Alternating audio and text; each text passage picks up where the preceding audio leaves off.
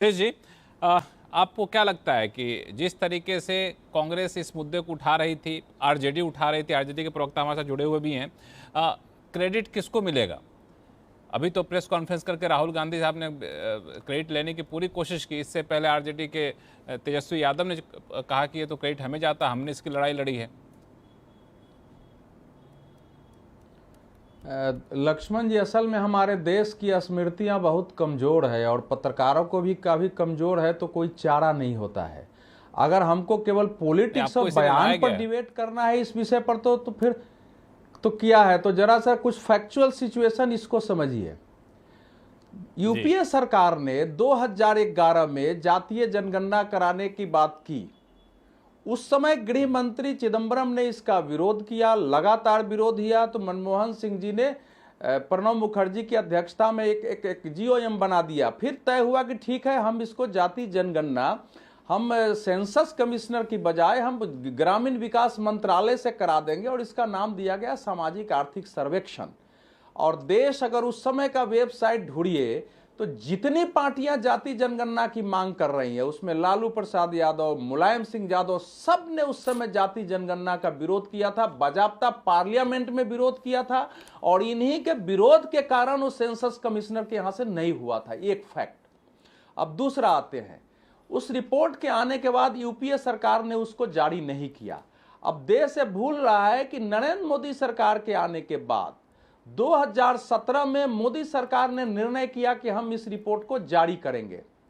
Cabinet की meeting हो गई 2018 में। गृह मंत्री के नाते राजनाथ सिंह जी ने घोषणा कर दी कि अभी हम इस रिपोर्ट को जारी करते हैं। और उसके साथ एक बात और कही कि अब आगे जब भी जनगणना होगी उसमें जाति की गणना करा ली जाएगी। अब आप ध्यान रखिए इसको, ये सारे ऑन रिकॉर्ड बातें हैं। और उसके लिए जारी करने के लिए कमेटी बनी थी अरविंद पनगड़िया जी के नेतृत्व में। और ये जानना पड़ेगा, जो हम लोग बहुत उत्साहित हैं, जब उस रिपोर्ट का अध्ययन शुरू हो गया तो सबने हाथ खड़े कर दिए। एक तो काफी त्रुटि थी उसमें, लेकिन सबसे जो परिस्थिति थी कि 46 लाख जाति और गोत्र आ गए थे।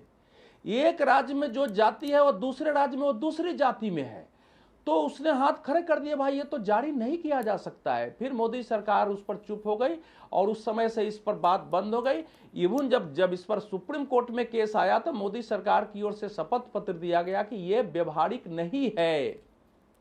तो इसलिए जब इस पृष्ठभूमि को ध्यान रखेंगे ना, तब यह समझ में आएगा, ये सरकार ने पहले में ही फैसला किया था कि हम गणना होगी अगर 2021 में तो हम करा लेंगे, लेकिन उसके बाद की परिस्थिति बदल गई थी। तो जिन लोगों ने उस समय विरोध किया वो आज मांग कर रहे हैं, तो ये देखना तो पूछा जाएगा कि आप लोग उस समय तो विरोध कर रहे थे। अब इसके अंतिम बात पर आते हैं। इसमें अवधेश जी देखिए, घोषणा कर देने, एक बात मैं चूंकि हाँ, अपनी बात पूरी करिए, फिर अपनी बात करूंगा। आप अपनी बात पूरी करिए। हाँ। ऐसा देखिए, इस समय की परिस्थिति में निश्चित रूप से विपक्ष, कांग्रेस पार्टी, बाकी पार्टी कहेगी देखो देखो हम तो मांग कर रहे थे, ये तो मानने के लिए तैयार नहीं थे, अब मेरे दबाव के साथ झुक गए। ये पॉलिटिकल बयान दिया जाता रहा है। लेकिन हमने देखा है कि कर्नाटक सरकार जारी नहीं कर सकी है, राजस्थान सरकार ने कराया था वो जारी नहीं कर सकी है। तो इतना इजी इशू नहीं है ये। भारत की जाति व्यवस्था इतनी जटिल है कि दुनिया की कोई, हालांकि अपने नहीं, पूरी बात कर लूं, सुनिए, याद दिलाने की कोशिश नहीं, बाकी वक्ता को बोलने का मौका मिल जाएगा ना। आप ही करेगा तो पूरा शो आप ही के नाम पे चला जाएगा। अब ले लीजिएगा, अब दोबारा मैं बोल लूंगा, मुझे दोबारा आएगा तो बोल लूंगा। दो बातें नहीं, संक्षेप है सर। अगर आप फैक्चुअली बात करेंगे तो इसको काट काट के तथ्य देने पड़ते हैं, केवल राजनीतिक बोलूं। अब मैंने तो एक लाइन भी फैक्ट के अलावा भी कुछ नहीं बोला है।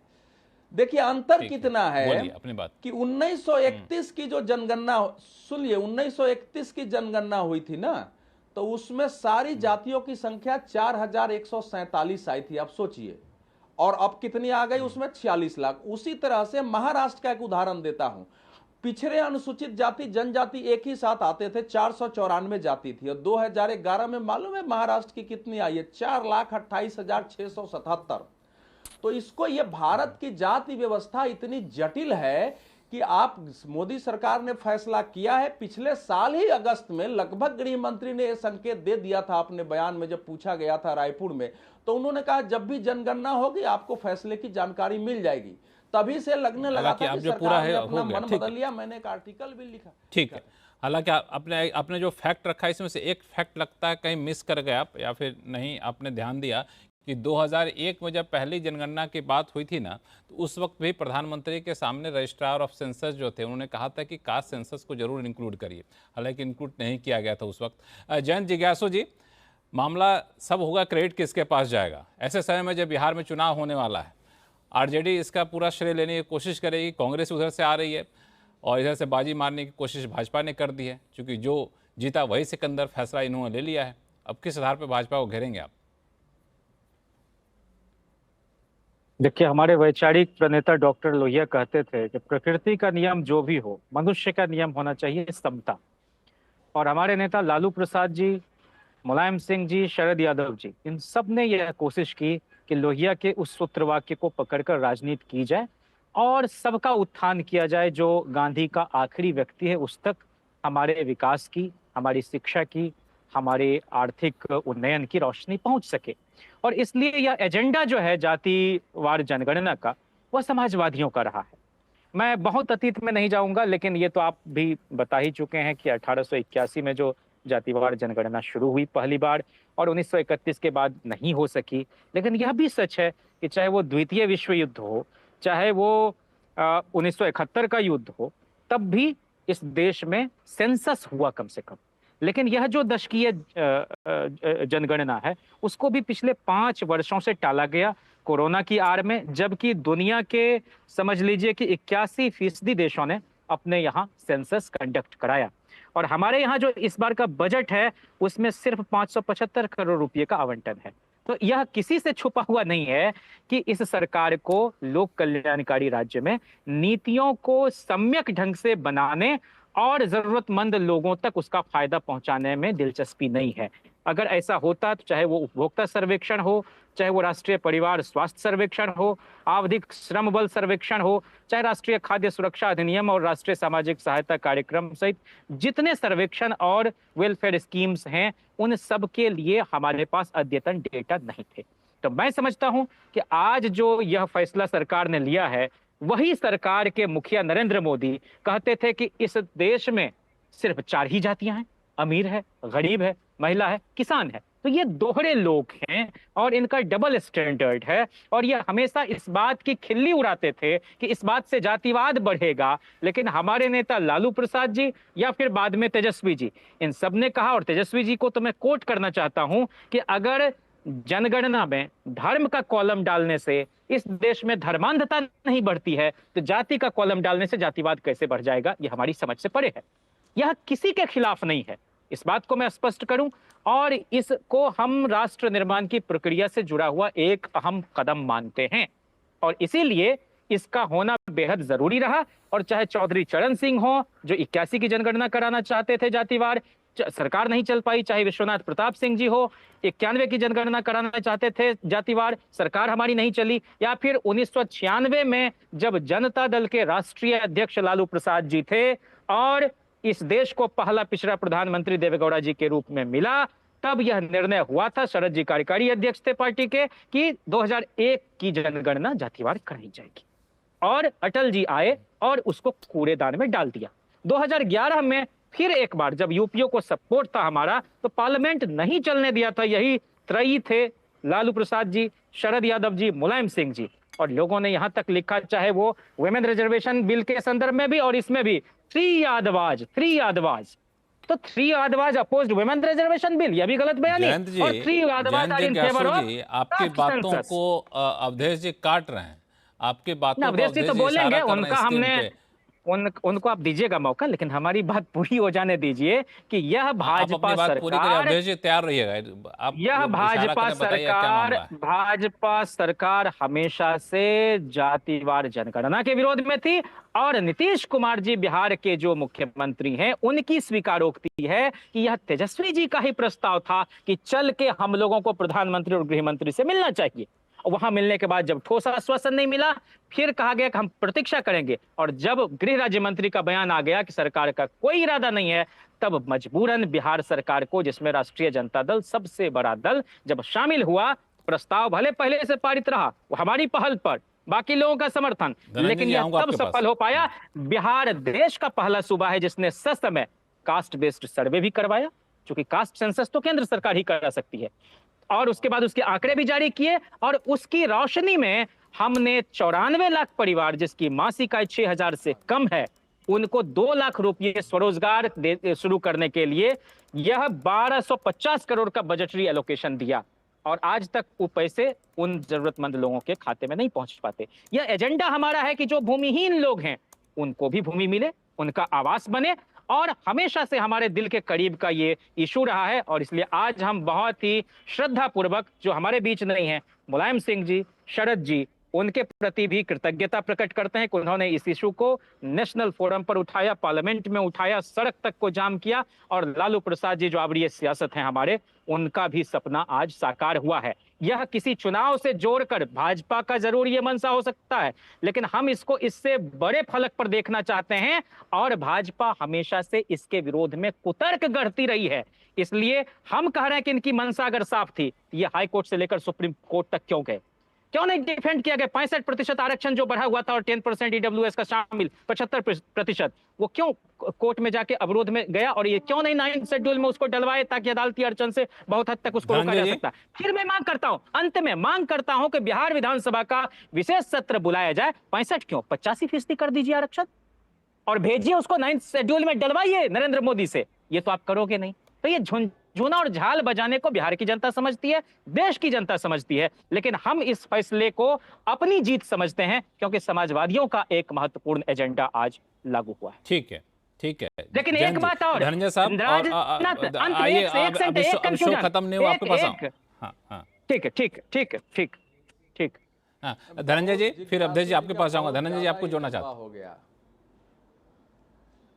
अच्छा, आप लगता है स्टॉप वॉच लगा के बैठो। अच्छा, आप ही बोल लीजिए पहले, धनंजय जी बाद में आएंगे, आप ही बोल लीजिए। अवधेश जी चलिए, आप क्या प्रतिक्रिया देना, आप क्या इशारा कर रहे थे कि गलत बोल रहे हैं ऐसा? नहीं, मैंने तो केवल ये कहा कि जिज्ञासु जी ने बहुत ज्यादा जिज्ञासा प्रकट कर दी है, लंबा हो गया था। कोई भी बोले, मुझे बोलने की हड़बड़ी नहीं। देखिए, ऐसा है कि चाहे वो राष्ट्रीय जनता दल हो या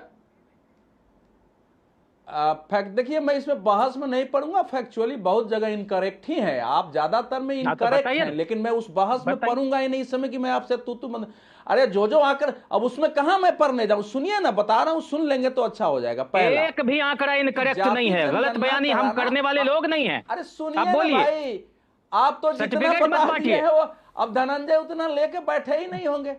अब बहस में मत पड़िए भाई। सुनिए, मैं ये कह रहा हूं कि जाति जनगणना कराना अंग्रेजों का एजेंडा था, अंग्रेजों का एजेंडा था वो जाति जनगणना कराना, और इसको बाजाबता नेहरू जी की पहली कैबिनेट की मीटिंग ने इसको स्वीकार किया।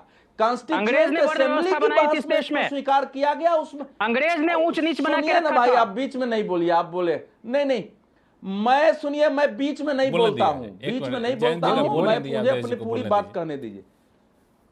मैं वो बीच में बोलेंगे नहीं, अंग्रेजों का था, इस पर बहस हुई थी, और बहस होकर निर्णय हुआ था कि हम केवल अनुसूचित जाति जनजाति, यानी जो दलित हैं और जो जनजाति है, उनकी ही गणना कराएंगे, क्योंकि अंग्रेज समाज को विभाजित करने की दृष्टि से लाए थे। और उसके परिणाम ये हुए कि पाकिस्तान विभाजन के पक्ष में भी देश के हिंदू समाज ने कुछ पिछड़े और उसने वोट दे दिया था। तो वो एक भयावह परिस्थिति थी। आज कोई निर्णय हो गया है, अब निर्णय पहले उसको गणना हो जाने दीजिए, क्या क्या कॉलम आता है।